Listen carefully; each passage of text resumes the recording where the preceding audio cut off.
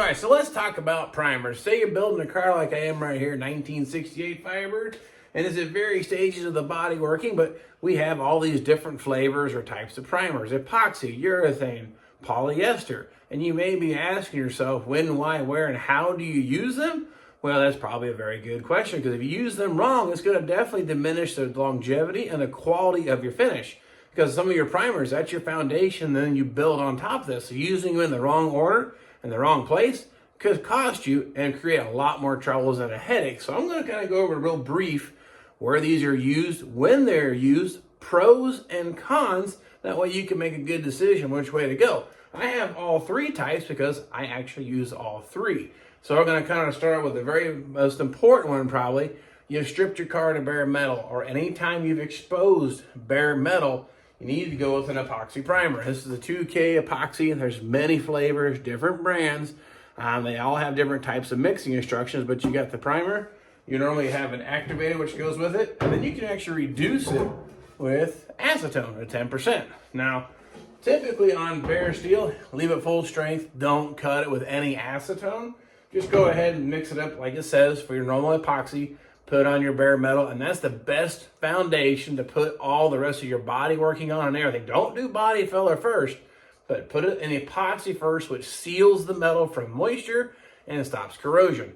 Now, this is a car that you want to last a long time. Now, if it's your buddy's Honda, he ran a telephone pole last night because maybe he was doing something the day before, that car, maybe he doesn't care about how long the body work's going to last. But a car like this, you've got thousands of dollars in sheet metals and hours and hours and hours of body working. The last thing you want to deal with is rust again because you didn't seal the metal up properly. So then after that, say you've got your body work done, and then we'll talk about high build primers. That's what we're going to spend most of this video probably focusing on. But the high build primers, you have two basic types. This one is a polyester primer, or essentially, basically, spray-on body filler. Body filler is polyester. It has its pros and cons, and the other kind is urethane. That's what I've got right here in this can. You see that I have both.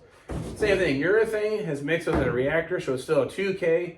And then your actual polyester kind, same thing. There's a couple of thoughts on how it's mixed, but this brand here has a little dropper of hardener, and that's what sets it off. Let's go over the pros of polyester here first. Well, let's start with this guy right here. The pros of polyester primer right here. You see right here, polyester. What's really good about it is basically, like I said, spray on body filler. It'll cover up some pretty decent sand scratch marks that you might have missed, maybe a little bit of wavy spots that you didn't get 100% dialed in with your body working. So like I said, this is basically spray on body filler. That's one of the big advantages of it. It covers pretty thick, so you get one or two passes on it, you've got a great build of material to sand back off.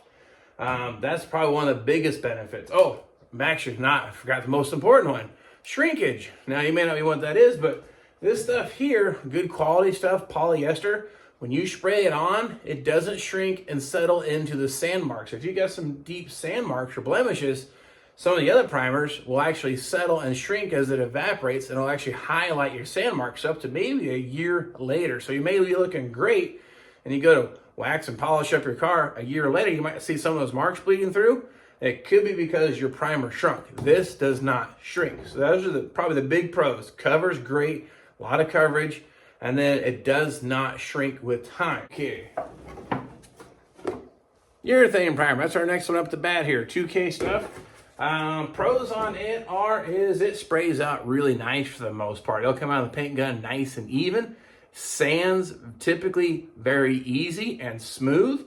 It'll actually kind of won't clog up your paper. It's a lot easier to cut.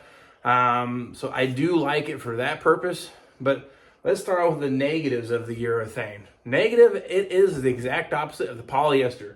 This stuff shrinks. You got to give it 30 days or more to really let it evaporate or basically set up enough that you reduce the possibility of shrinkage. But I have had issues where I painted a car and then come back the next year, and I learned the hard way that the sand marks and stuff come back through. So there's a few things I do differently. Try not to leave any sand marks, and don't use urethane primer.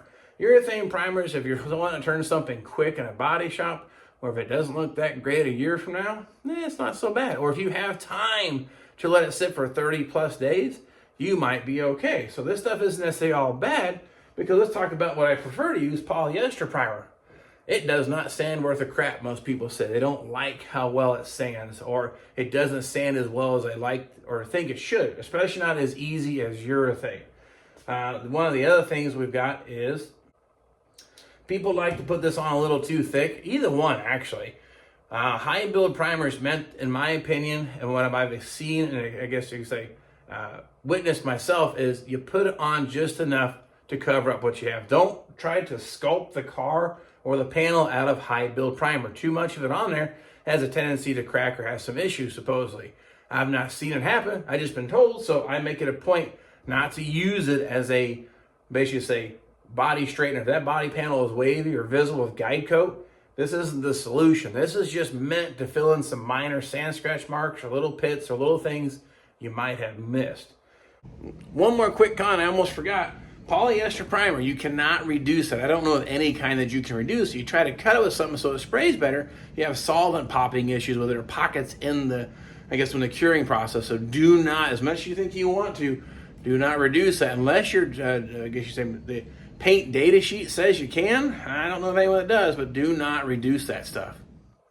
So with that being said, normally your higher end restorations or longer lasting bodywork, those people tend to lean more towards the polyester. Even though it has a little more challenge to sand, supposedly, I haven't really had a lot of trouble, but that's one of the biggest complaints. But it doesn't shrink. It seems to hold up. Now, the only thing about both of these products, neither one is truly waterproof or water resistant. So it's not really meant to go over top of bare metal. This stuff claims it can be put over top of bare metal. I don't know about that, but I'd rather stick with the epoxy for bare metal for longevity and good holding up bodywork that doesn't shrink over time. Use some polyester. Your buddy's hot rod or toy that he's just going to tear up again next weekend at Demolition Derby, maybe use urethane. But like I said, I have all three here. There's cases where I use my epoxy first, do my bodywork, do my high build, and then what I'll do is go ahead and maybe with just some super minor imperfections, I might hit it with this because it sands really, really easy. And then when that's all done, before you put your top coat of shiny color on, we're going to bounce back here to the epoxy primer, but then we're going to cut it with the acetone and use it as a sealer. So for the most part, if you have an older car like we have here, you can get away with just epoxy and the polyester primer. You might have a hint of urethane if you got your daily driver, or if you got teenage kids that's going to crash again next week, maybe go this route. So hopefully this sheds a little light on the primers, how they're used, some pros and some cons, something to think about before you buy it. None of the stuff is cheap, and it's not going to get any cheaper, and you don't want troubles out of them. So nonetheless, hope this fills in some of those blanks. I'm going to get back to work here on my dad's Firebird and be using some of this stuff here in the meantime. And I hope you all checked it out. Stay tuned, subscribe, share with your friends, and we'll catch you all next time.